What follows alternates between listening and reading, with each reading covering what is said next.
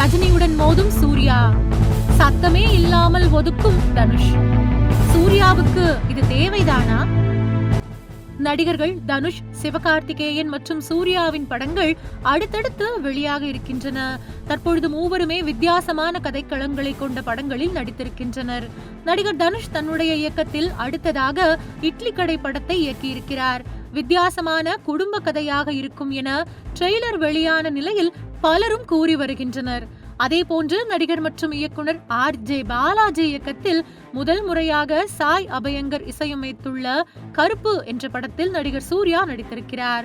இந்த படமும் பெரிய எதிர்பார்ப்பை ரசிகர்கள் மத்தியில் உருவாக்கி இருக்கின்றது. அதே போல பெரிய வெற்றி கூட்டணியான சுதா கொங்கரா இயக்கத்தில் பராசக்தி படத்தில் சிவகார்த்திகேயன் நடித்து வருகிறார். இந்த படத்தில் சிவகார்த்திகேயனுடன் ரவிமோகன், ஸ்ரீலீலா, அதர்வா, குரு சோமசுந்தரம், மலையாள நடிகர் ஃபசில் ஜோசப் உள்ளிட்டோரும் நடித்திருக்கின்றனர். இது ஹிந்தி மொழி எதிர்ப்பு போராட்ட வீரர், மொழிப்போர் தியாகி ராஜேந்திரனின் பயோபிக் என்பதும் குறிப்பிடத்தக்கது.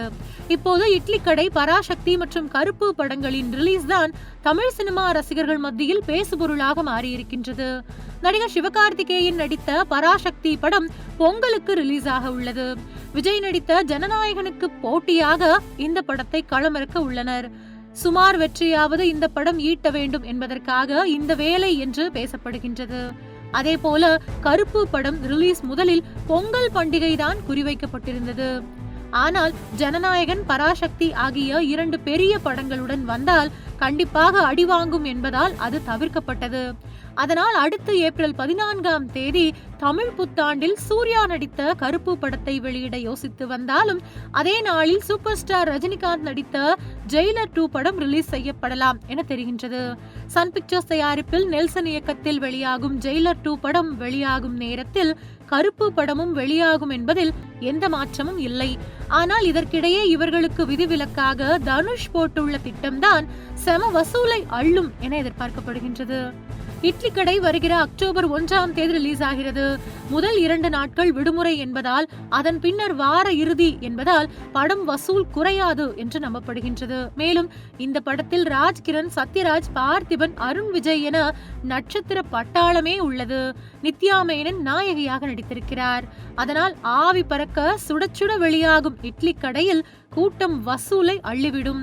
மற்ற நடிகர்களைப் போல் இல்லாமல் தனக்கென ஒரு நாளை தேர்வு செய்வதில் எப்போதுமே நடிகர் தனுஷ் வித்தியாசமானவர். பெரிய விடுமுறையை பிளான் செய்து பலரும் முட்டி மோதி கொண்டுள்ள நிலையில் சாதாரண நாளில் இட்லி கடை படம் வெளிவந்தாலும் ரசிகர்களின் வரவேற்பை பெற்றால் படம் ஜெயிக்கும் என்ற தனுஷின் நம்பிக்கையே இதற்கு முக்கிய காரணம் என்று சொல்லப்படுகின்றது. தனுஷ் சூடாக பரிமாறும் இட்லி ருசிக்குமா, ஆறிப்போன இட்லியாக புளிக்குமா என்பது அக்டோபர் 1ஆம் தேதி தெரிந்துவிடும்.